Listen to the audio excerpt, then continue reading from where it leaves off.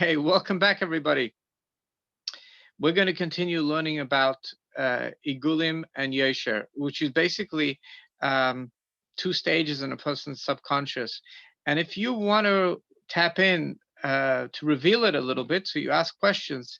Um, if you ask a question, for what purpose? You want to own a shipping company, and you ask for what purpose? Keep on asking for what purpose? For what purpose? And higher circles will be revealed as the person searches in their heart and their mind. You're going to reveal higher and higher, bigger circles and the deeper purposes of their life. So that's when you're going up the igulim. But when you want to become practical, so then you ask the question, how specifically? And again, how specifically? I give you an answer. How specifically? That's how you're going down the circles. So that's a real interesting thing. Now we're going to give you the metaphor of the hourglass. If you notice, what's happening is when we have the biggest circle on top, right? The biggest, for what purpose? The biggest um, vision that a person has. At the same time, you have the smaller circle at the bottom. That's what's happening. When you have the very biggest circle on top, you have the very smallest circle on the bottom. And then as time goes on, you get a slightly larger circle that that covers up on the original circle, and you get a smaller circle on top. So that smaller circle on top is now connected with a slightly larger circle on the bottom.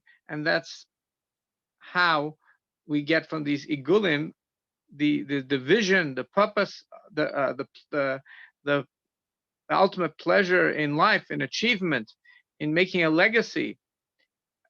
That is connected practically. When that comes into something practical, it becomes the opposite. What do I mean? Let's look at this in a different way. This is more of the metaphor. Let's bring up the paper. The paper, is that possible?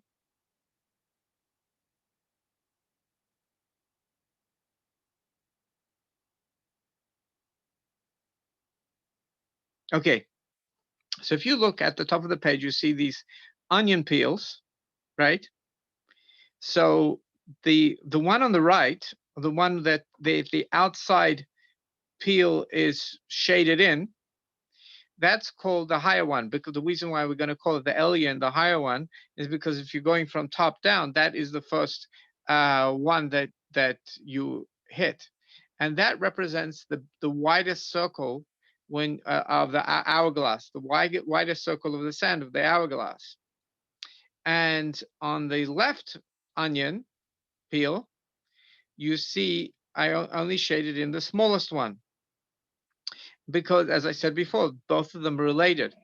Because your biggest desire of legacy and achievement in your life, when it comes to from igulim, from the circles, to yosher, to making something practical, and on the left onion peel is how we're going to make a map of yosher.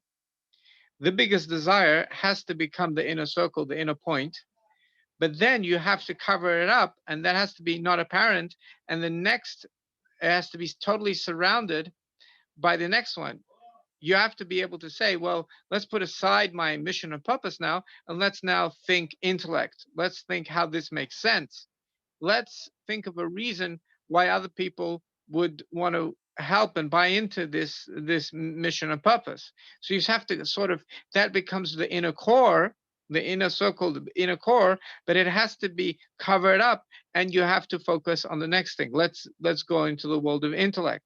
And then after doing that, you need to go to the marketing team. Well, how are we going to present this in an emotional way? And then you have to cover up the intellect, and you don't speak about that, and you just speak about emotion. And then you speak about okay, the team that's going to now actually make the ad and make the presentation to other people, and we have to even cover up the emotions. We just have to make a presentation, and then that has to be covered up, and then we have to just focus on what we're going to do. So that's how Yosher works. On Yosher basically works is that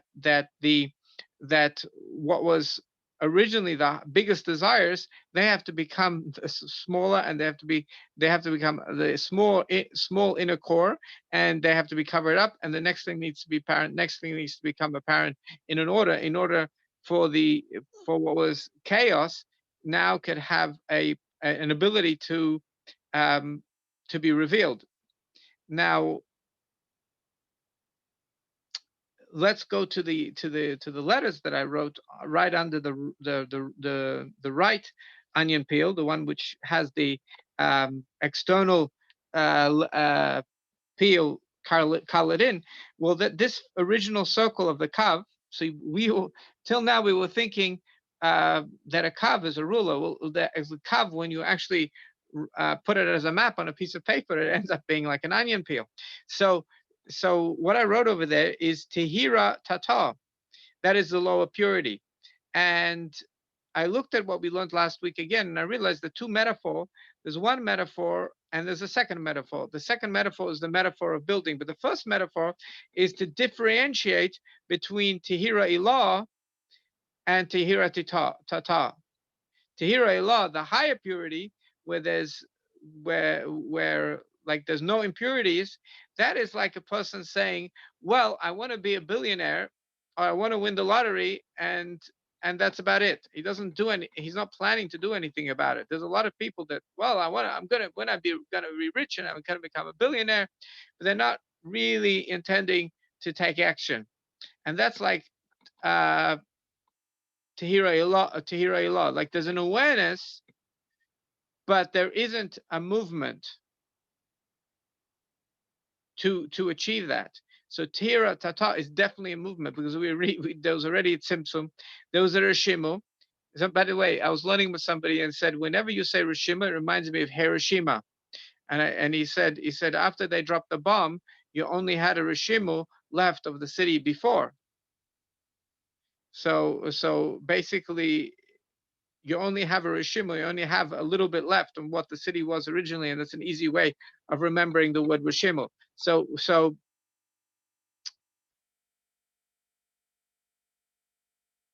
how somebody asked the question, so when we're trying to reveal a person's igulim, we repeatedly ask the question, for what purpose? But when you going down Yesher, you're trying to bring the person into practical action, then you're asking how specifically. How specifically? You're going to become a billionaire. How specifically? Well, I'm going to open up a tech company. How specifically? What type of tech company? And then he says, well, I'm going to create an app.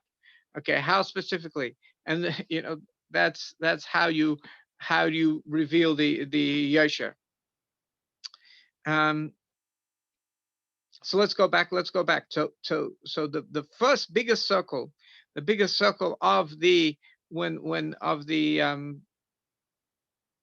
sand hourglass is called the lower purity, and the metaphor we use is basically somebody he's actually planning to implement.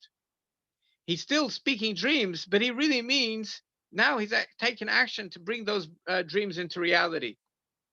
He's taking it seriously to bring it into a reality, and that is Tehira Tata, the lower purity. It is the beginning of the Kav, which is really a big circle of all the possibilities. And we called it last week, Tzaifa Umabit. He's looking, and God, that's when God, from knowing himself, he knows everything. He's looking for the entire creation, all of history, everybody's personal story. He's all seeing it like you can see a plane. In a moment, he sees everything that's happening. And we're going to find out that it has another name. And the reason why these names are so useful is because when you're learning different Kabbalistic texts, you'll know that all these names mean the same thing. So Atika de Atikin. Now Atik, just like the word Rishima, you can remember by thinking about what happened to Hiroshima after they dropped the bomb. It wasn't the same city afterwards.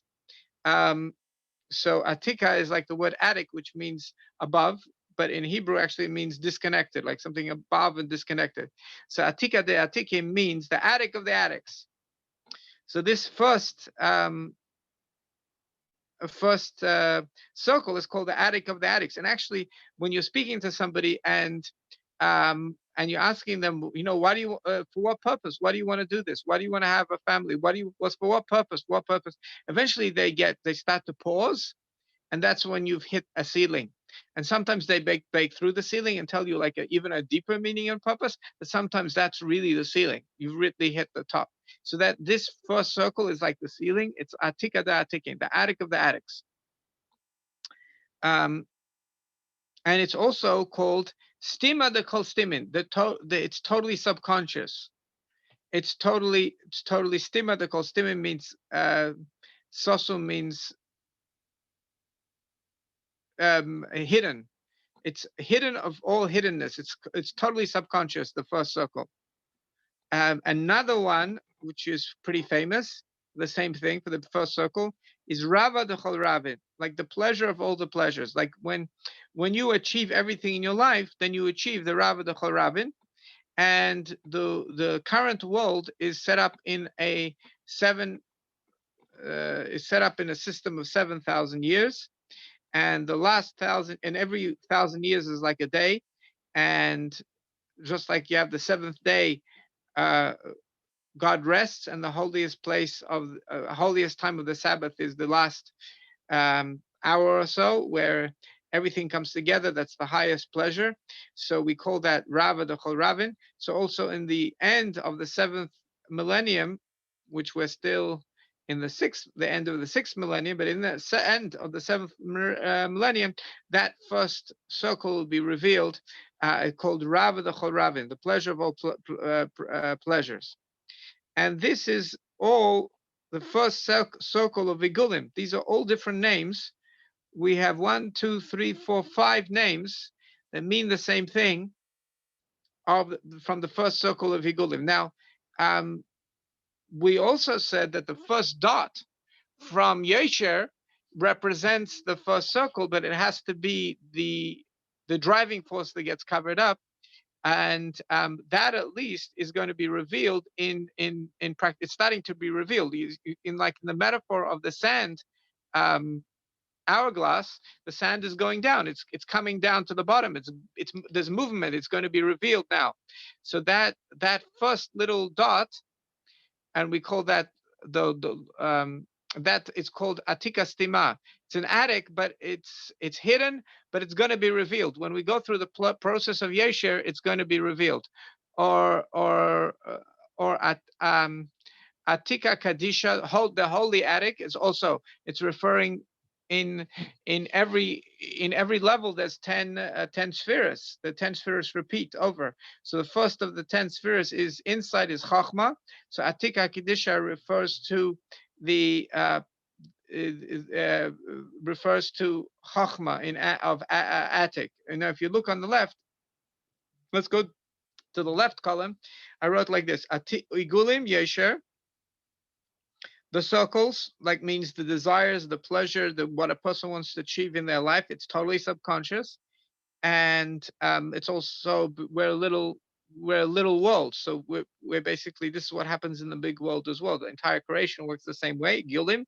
Then afterwards is Yesher, is straight, which that is also same. Which that is the same as Adam Kadmon, the first man, the first character. The Adam Kadmon has in him all the souls of all of creation.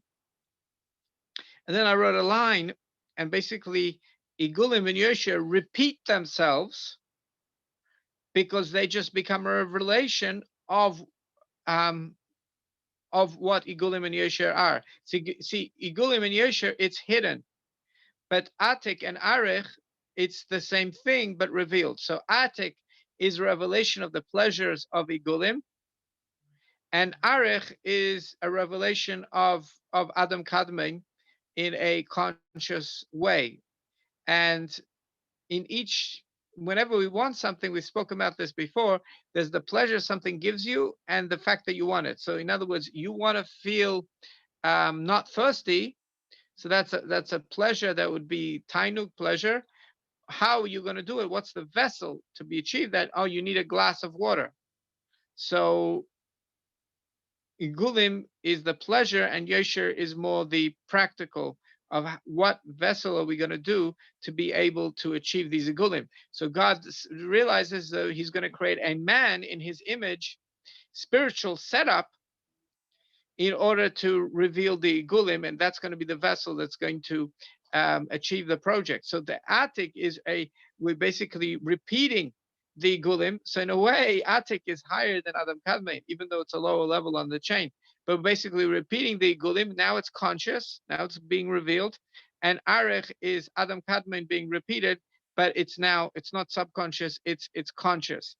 And then comes Atzilus, then comes the first world of Atzilus, and there's three more worlds, Bria, Yetzira, and Asiya, which is basically God's audible thought, God's audible speech, and God's actual action. So I would say that Igulim, Yesha, Atik, and Arich is basically a goal. And then you divide up a goal into the pleasure and what you want. What do you specifically want to achieve this pleasure or this mission, purpose? For what purpose? This greater idea, this legacy, right?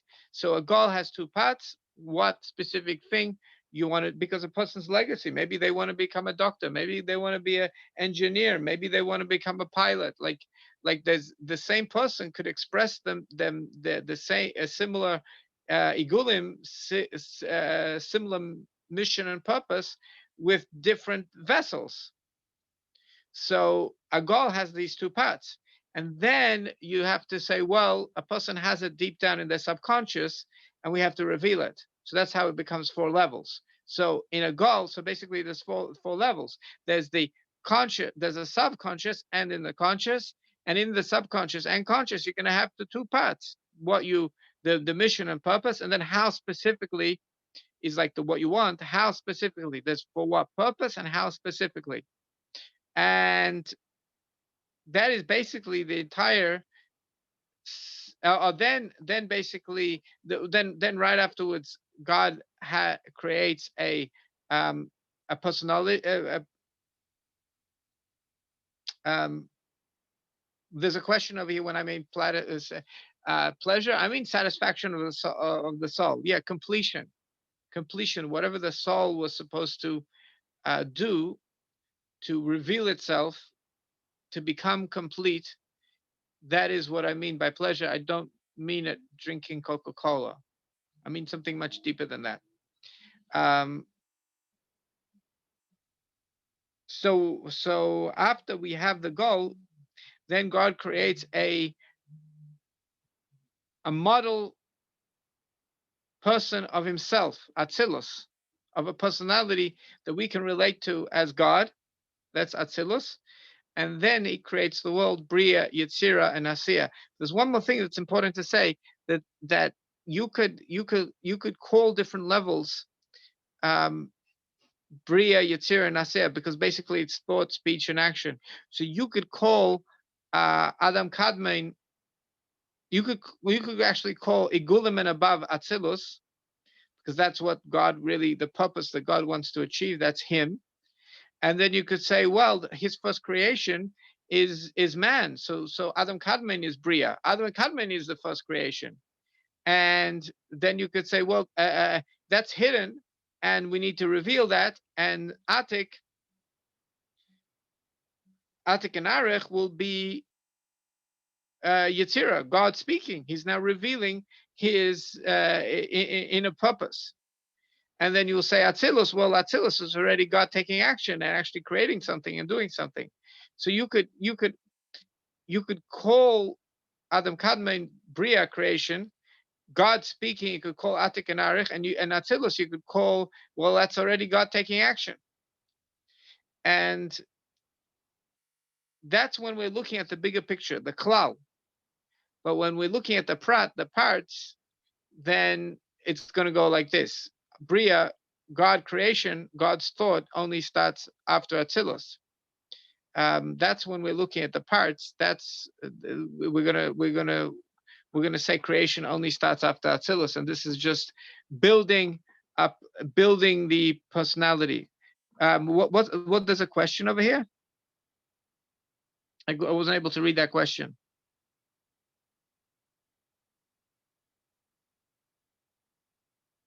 Rabbi Smith, are you able to read that question? Yes, it says, can one know and serve God in their life if they have not found satisfaction for their soul? Question mark. Or is soul satisfaction required before one can know God? Question mark. I believe that it's like Viktor Frankl's paradoxic intent. You cannot directly want that in order to achieve it. You need to do something else and let that just happen. So you need to get the yosher straight, take responsibility, get things done, do what needs to be done, and then automatically the igulim will be achieved. Because if a person just wants to achieve the igulim, so it's not going to happen. They actually have to create vessels and let the igulim happen. Like Viktor Frankl says, your mission does not, you don't choose your mission chooses you. So you just have to let it happen and ask yourself, I have enough. I don't necessarily know what my gulim are necessarily till a person like completed their life. But what I do know, I know what I need to do next. I know what I need to do done. I know what the situation requires me to do, and that's much easier to know. How specifically. However, the it's useful to ask the question for what purpose, because sometimes people spend their life barking up the wrong tree and they realize, well, I shouldn't have done this. I shouldn't have put so much investment into this because it wasn't important. So it's useful to have the conversation for what purpose, but really, once you have that conversation, a person needs to go back and think how specifically, and focus on taking responsibility of getting a job done, even if it's uncomfortable, because it's not about pleasure. I hope that answers the question.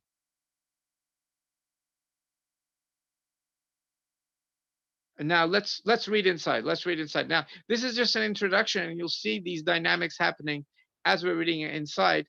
And it's very interesting. We're getting involved when we learn these little details. So it's you need to put effort, right? It's immersing. It's not easy, but that actually reveals the Yerushalayim, fear of heaven, because we realize there's a whole system, intricate system how life works, and we need to keep the rules. So let's read inside.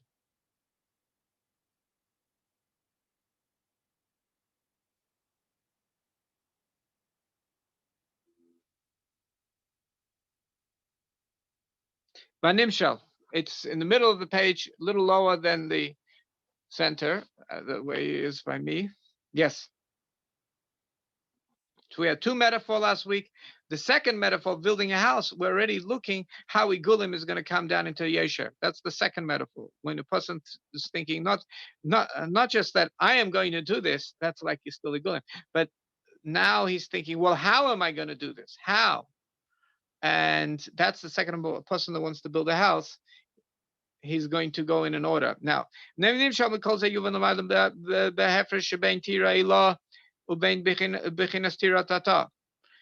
know the difference between the Tirei law, the higher purity before Tzimtzum, God deciding everything that he's going to do.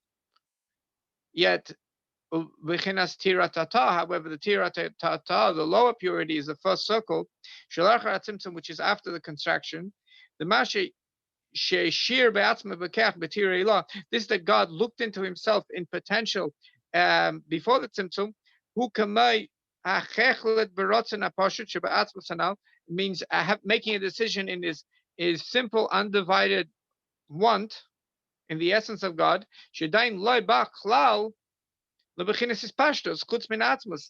It still didn't go to spread out of the Atzmus, to reveal itself out of Atzmus, a daim. It's like the God has awareness, but it's not at the stage where, okay, let's do it. Even though the deep essential desire in the essence of God connects to the the way the desire spreads afterwards, mikomakim, nishar kolul behelem atmos the erin safe. However, before tzimtzum, it remains hidden in the essence of the of God, of the unlimited light, of God's unlimited potential. There's many potentials there. It's all hidden.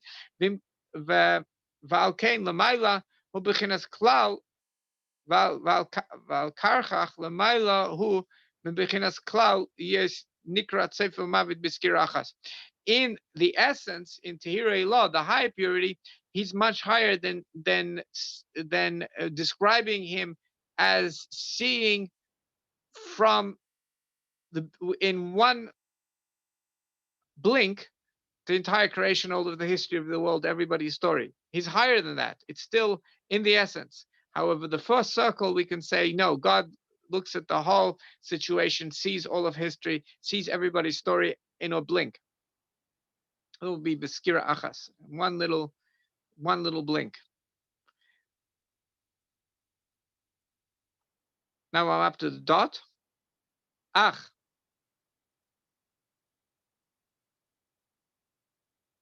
Little further, yeah. Little below, one line below, yeah. One line, yeah, exactly underneath it, yeah. Ach, acharotzen abase. Hu acharat tzimtzum hanal. The second desire is already after tzimtzum. Sheila rotzen apashut amuchel shebatmos. That the simple want in God's essence, now it moves to spread. That is the ruler and the string, hayuli, which create potential. That includes in it all future energy movements. Shabai inside him, from beginning to end. In the first circle, the original first circle, like we say, the first circle of the sand, or in the picture, the external onion peel. That so we're getting the names over here. So the second name is the lower purity. Basically the general desire, Labinyan Gadol, to a big building. Kol Mashe Shabapratav Meresha Lesefa includes all the parts, including the fixtures, the finishes, the door, the everything, till the washing machine. Bevasachas in one moment.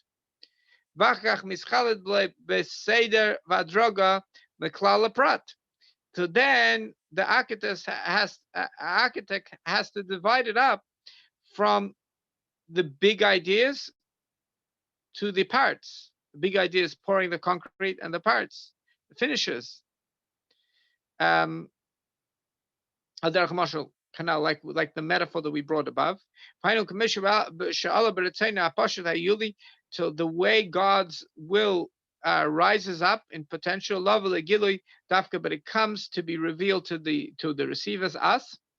And in the first big circle, all later desires, wants, are there. It's the one desire that includes all of them. It is for everything that comes afterwards. Then this desire comes to parts. For example, the desire to create a lahatzel, to sort of establish a personality that everybody will be able to relate to. And of course, that personality that God reveals from himself has 10 spheres, 10 building blocks, with all their parts, but still everything is still hidden until it actually expands and is revealed. This is like you basically like you spread light. For example, let's say you have a large bonfire, and you take a splinter of fire from that light, and you create a drawing with these lights. That's called netzal. Netzal means to take from the light and just give it a separate and a specific identity. Vachach haroten livrei, and then comes a desire to actually have audible thought, to create. Yesh Mayim, something from nothing, like when a post uvay seichel midis, and these thoughts actually also have an intellect, a rationale, and emotions, which is the body. Ad rotzen yesachrin, and the first circle has also includes the last desire. Shu kol asher chafetz asa, which the last desire is whatever God desired in the beginning, also he actually got done. It's a very famous verse. It's going to be repeated a number of times. Whatever God desired in the first circle and even in his essence, Asa, he implemented. He got it. He made it. He implemented. Sefer Kol, the end of everything. Pratim halalu nichlu beratzon akadum, and all the parts were originally in the original want that already moved into being implemented in the first big circle after the tzimtzum. Oh, I forgot to say, it's also reshis hakav. So 1 second. So on the paper, it's actually, we had 1, 2, 3, 4, 5. That's actually 6 names. 6 names. Reshis hakav. The first circle is also called the beginning of the kav. Vahainu igol harishin. It's also called the first circle. Sheacham shachas. Next page. After drawing down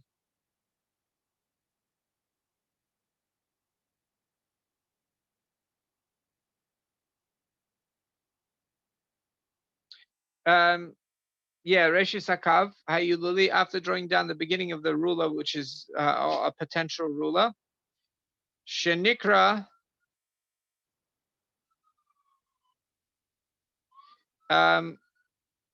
Did I go in the right direction? Yeah. Okay. Shenikra Makif Klali, it's 1 second. We're going to answer a question in a moment, but Shenikra Makif Aklali, it's Laklalos Koladalo Dalamis. Basically, it's the general makif, which includes in it all the 4 worlds: Abila, Abiyah, Atzilus, Bria, Atzira, and Asiya. Shemakif Eisem B'Shove Shirikra Machshava Klolis. It basically, it whoa.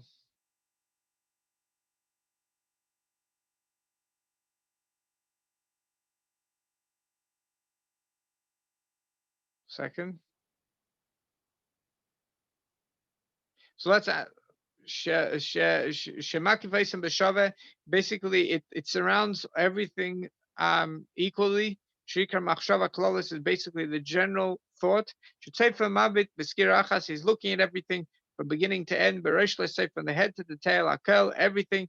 Zil Bir Inyan Klali. This is just a general explanation of Klal Sinyan Kav to what the rule is all about. Kavazeh uprati afanav, in the parts of how it works, b'mashu misagal, how it makes a circle and then it repeats and makes another circle. Yuval lefin ofen mashal al nal. You can understand this according to above mashal. Misha is b'samach bezras Hashem v'dal. As long as I'm going to explain right now, bezras Hashem, and it's enough for the understanding. So we asked, how do we? One of the questions was, how do you clear the subconscious from negativity? So what we really been speaking about is the superconscious, what Viktor Frankl calls the divine aspect. But in order for there to be free choice, the subconscious is also going to have the animalistic, territorial aspect to it. It's interesting when you go to a zoo. So you have leopards, for example, they create territory for themselves and they walk around, and then there's land where they're both allowed to go, and then there's each leopard creates a piece of territory and he viciously guards that territory, and if the other leopard walks into that territory, he's going to defend it. And the logic behind that is that I need so much territory in the jungle, on the grasslands, to be able to hunt. And if somebody uses my territory, there's not going to be enough food for me to hunt. So therefore, they need to aggressively protect their territory. But when they come to the zoo, they're going to be fed anyways. So it doesn't make sense for them to be aggressively protecting their territory, and it's the end of the world if the other leopard walks into the territory. It doesn't make any sense, but yet they're going to do that because that's the way they're programmed. So we have this this subconscious which has these negative animalistic programs, and they're going to it's going to spew out these surprising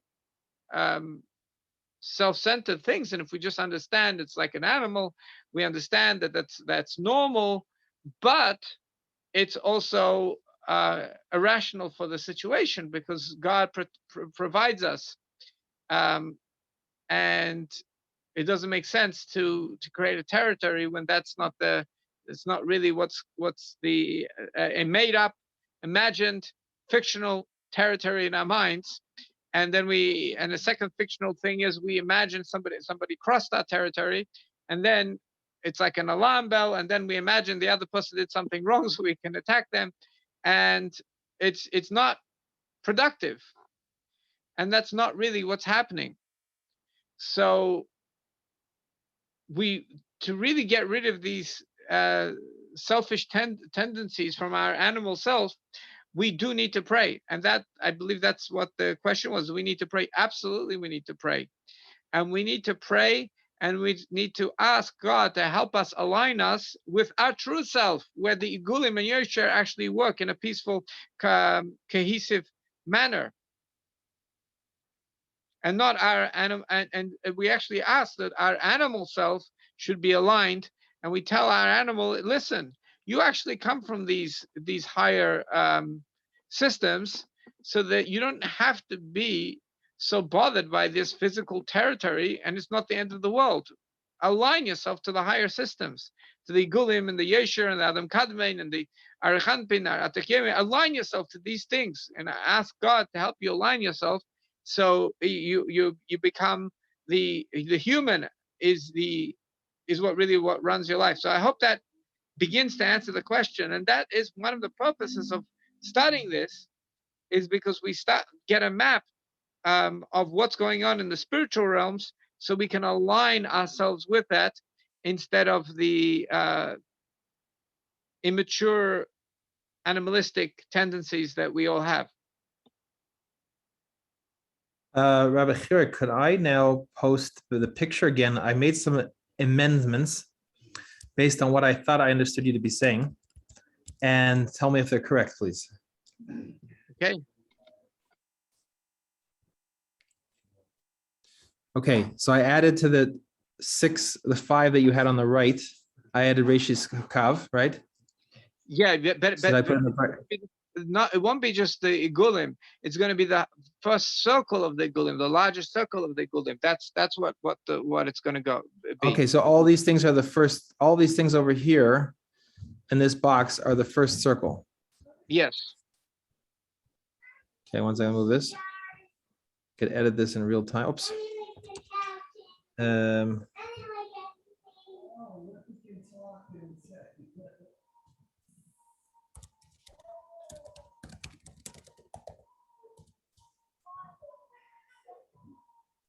So this is all different names for the first circle of Igulim, right? Yeah. And then this is down here is the 3 names of the point of Yesher. No, no. Actually, I will change that. So take just the first one, Atika Stima. Yeah. And that is the crown of Yesher. That's going to be that one little dot. Okay. And what are the other ones? Oh, so that belongs to actual Atik. Atik. Okay, it should be like this. Yes. Atika Stima is the crown of Yesher. Crown. This is the first dot. It's like the first dot of Yesher.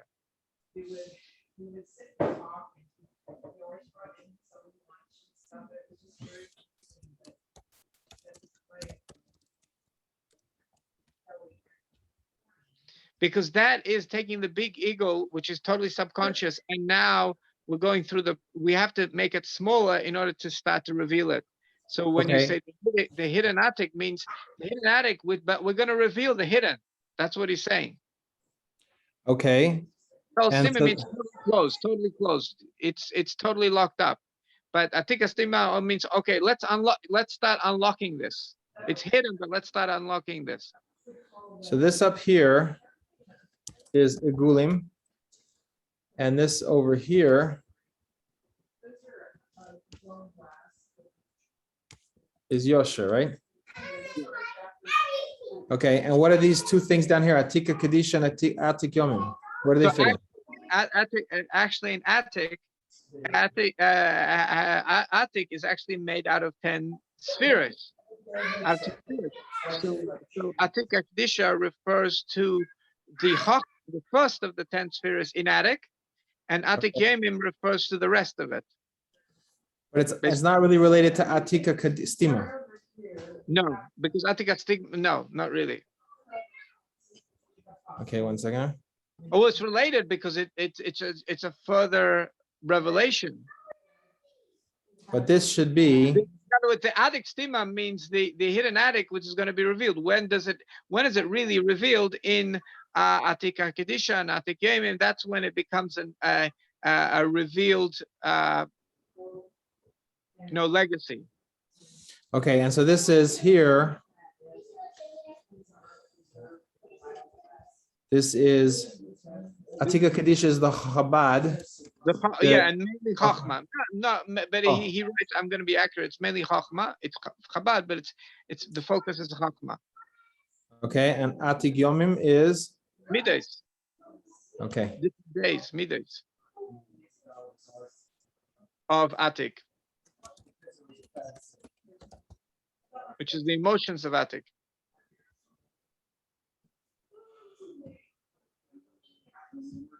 Okay.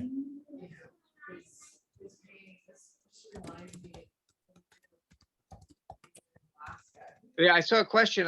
If we connect to the higher,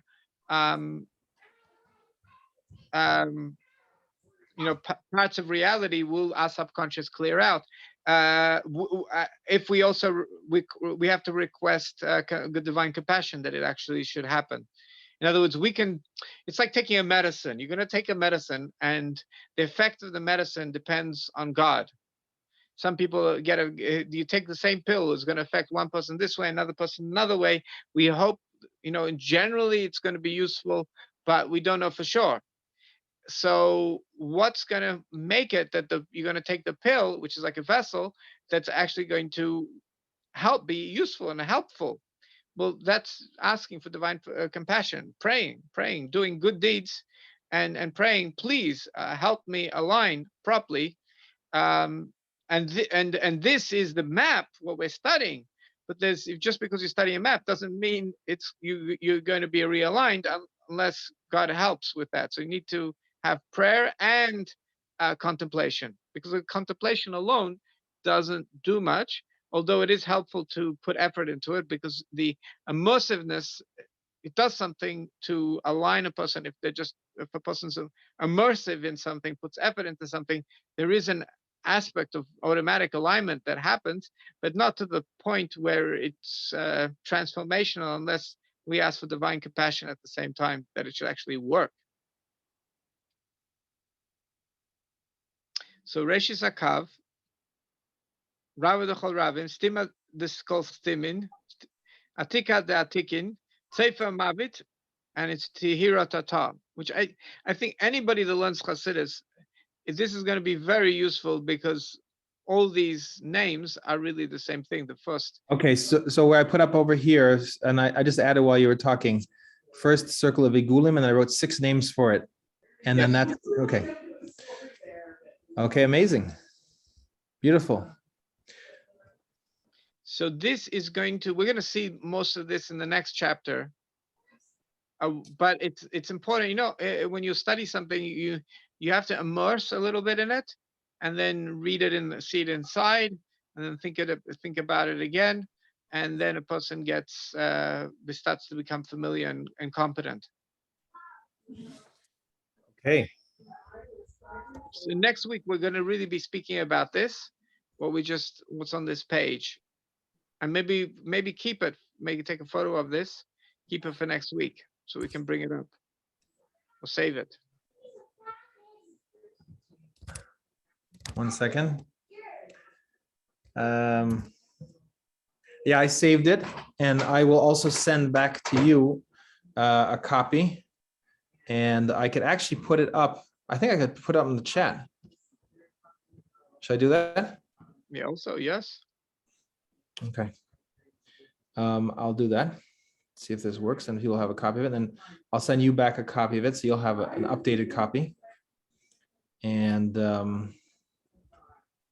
I'll just leave a person with some conversational skills. When basically in communication, there's levels of communication, and you can become more klal, which is more purpose and generalize, and then you can become more prat, which is going down the layers of communication, becoming more specific. So it could be hypnotic when a person goes up, speaks more in general terms. It's hypnotic, and the way you can take a person out of that is that to ask for specifics. okay, because a person's in a general state of like, oh, everything's all wonderful, and like kind of a daze, a little bit of a haze. I'm sorry. And then when you start asking the specific questions, they're like, okay, well, you got like, what does this really mean? Is that what you're saying? Right. Like how specifically, and then you're taking the person into Adam Kadmon, making them into a person, into a man when you ask for specifics. It's someone who has access to the chat. One of the participants, if you could please just open the PDF and let me know that. But I think it is because I saved it and it should be working. I just uploaded it back on WhatsApp. Okay. Yeah, excellent. Another skill is how do you know something's true?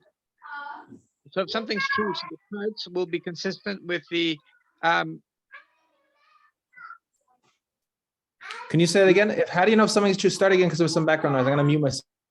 Okay, how do you know something is true? A lot of information out there, and sometimes there's conflicting information. Well, how do you know something is true?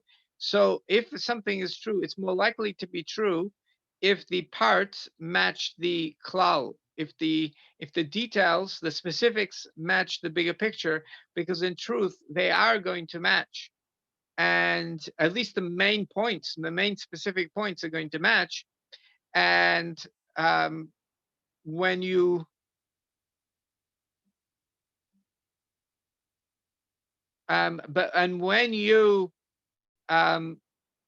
when something's falsehood, so that it's just going to be general terms. When you go into the specifics will not match the general terms, so you know it's like a red flag that there's something wrong over here, something incorrect. Maybe this is not true. But there's a thing called fact checking, which they have, which could be also a distortion, because basically what it's doing, it's going into a part, but it's making that part everything.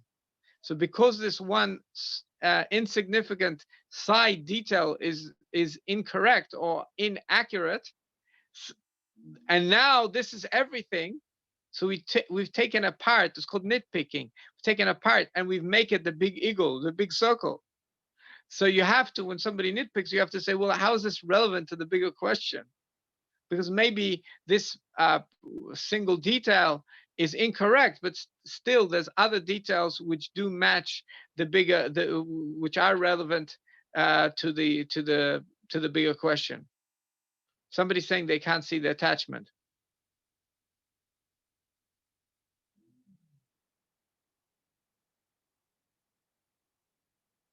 Hello. Oh, okay.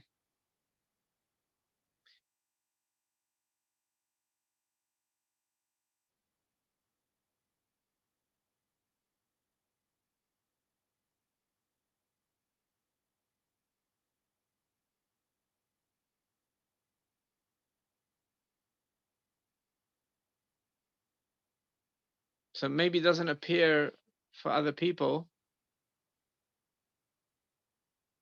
We should really put a link to it in the channel.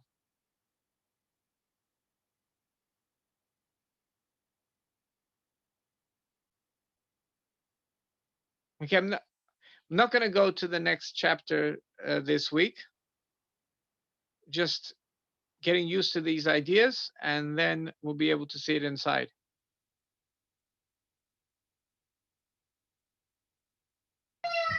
Sorry about the background noise. I'm not in a position to talk about the parsha right now.